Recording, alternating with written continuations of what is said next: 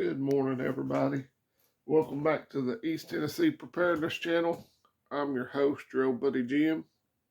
Today is, what is today? Wednesday. Hump Day. Hope y'all are having a good week so far.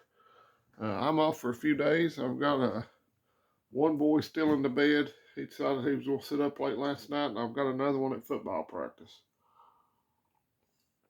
And I'm coming off working a bunch of night shifts, so I'm chugging coffee.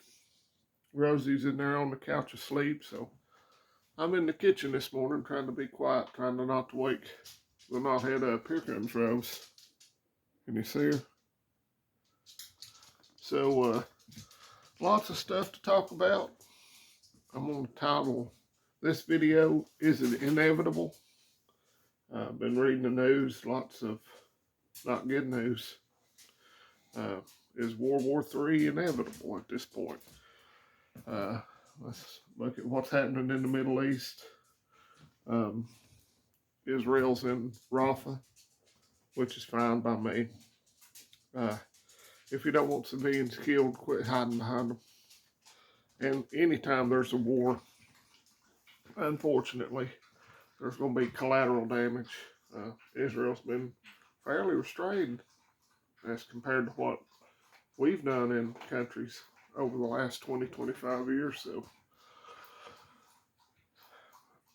Potato Head's just getting pressure from the pro-Hamas terror wing of his party. Lots of rhetoric in Europe about conscription, which is in a lot of those European NATO countries, which is basically the draft, mandatory military service. They know what's coming and they're trying to egg it on. So we shall see. Does that mean we'll have the draft here? I can see it coming. Russia's already in a war economy and Europe's going that way, which means we will be too. Hopefully cooler heads will prevail, but it seems like Potato Head and people like Victoria Nuland and Blinken and all those people are just pushing for war. They must have a lot of stocks in Raytheon and Lockheed Martin, Northrop Grumman, you know, the military-industrial complex. And while they're going to get rich off of it, our young people are going to suffer, I believe. But that's just my belief, my opinion. And you know what they say about opinions. They're like cats. Everybody's got one. So what's OGM doing?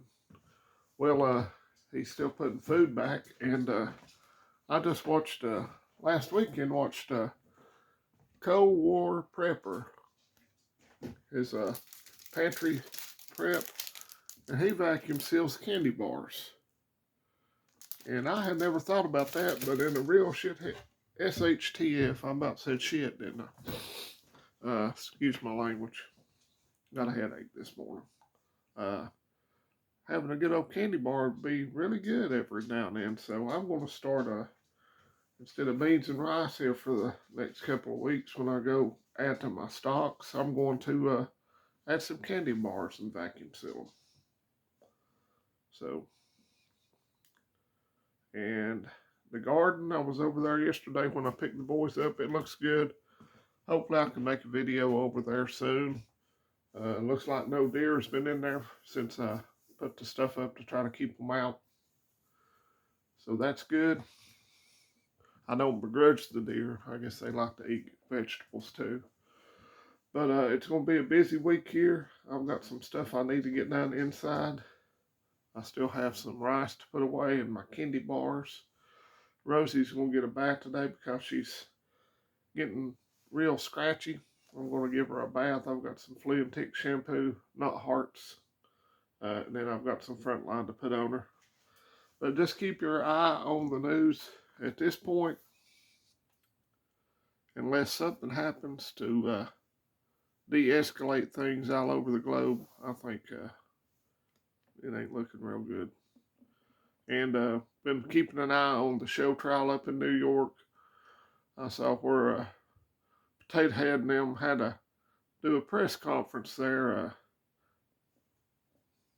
outside the courtroom, and they trotted out Robert De Niro, the raging windbag, to come out and cry. He got heckled and had a meltdown. If you've not seen it, it's actually pretty hilarious.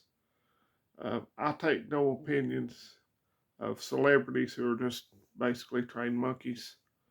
Uh, their opinion on anything, I could give two shits less what they think about any subject at any time. I don't care if that's what's wrong with a lot of young people, and I guess I did it too when I was young. I looked up for heroes to celebrities and sports stars and stuff, but as you get older, you realize those people don't mean nothing. Uh, he can pretend to be a tough guy all he wants. If he come out in the real world and tried to say the stuff that he thinks he can say while he's surrounded by bodyguards and stuff, somebody would slap the taste out of his mouth, and I know I would. So, y'all have a great rest of your week.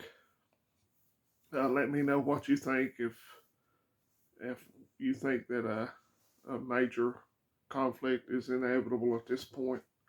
I do, and I'm not a doom and gloomer. But it's all according to the plan up there, I would say. So just keep prepping. Uh, every time you go to the store, just add a little bit of food. Have ways to purify water. Uh, have some first aid supplies and some over-the-counter medications on hand. And have a way to defend yourself. And if it's allowed where you're at, keep a way to defend yourself on your person at all times. Because people are stressed and they're crazy. And that's a bad combination. So let's go Vols, number one overall seed in the NCAA baseball tournament. Let's go Brandon, FJB, and everybody in his illegitimate regime all day, every day. Don't be scared. You better be getting prepared. And let's close the daggone border. I hadn't talked about that in a while, but we're being invaded. And God bless America. Y'all enjoy the rest of your week, and I'll talk to you fine folks in a couple of days.